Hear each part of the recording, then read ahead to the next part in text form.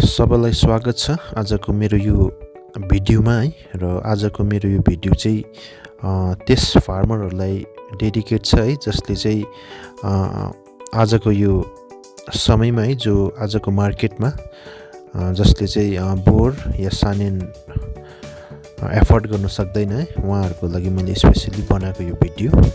र तपाईले यहाँ देखिरहनु भएको छ, यो चाहिँ मेरो क्रस ब्रिड जो सानेन र बोरबाट निस्केको है।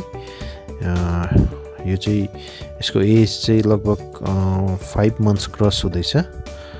र यो चाहिँ तपाईहरुले देख्न सक्नुहुन्छ, यो चाहिँ यसको कलर चाहिँ टोटली आमापट्टि गएको है, यो सानेनको कलर छ। र यसको कान अनुहारहरू तपाईहरुले लगभग यो बोर यसको बाउपट्टि गएको छ है। यसलाई चाहिँ हामीले भन्न सक्छौं 50% बोर या 50% सानेन। र तपाईहरुले मलाई कन्ट्याक्ट गर्न सक्नुहुन्छ। यो चाहिँ तपाईहरुले लगेर तपाईहरुको फार्मको लागि है, ब्रिडरको रूपमा पनि तपाईहरुले युज गर्न सक्नुहुन्छ। र मैले अगाडि पनि मैले ट्राई गरेको थिएँ सानेन र बोरको क्रस, जो मैले अहिले खसी बनाएको छु, मेरो फार्ममै छ है। लगभग त्यो 70 kg प्लस भएको छ अहिले है। तपाईहरुले मेरो फार्ममा आएर हेर्न सक्नुहुन्छ।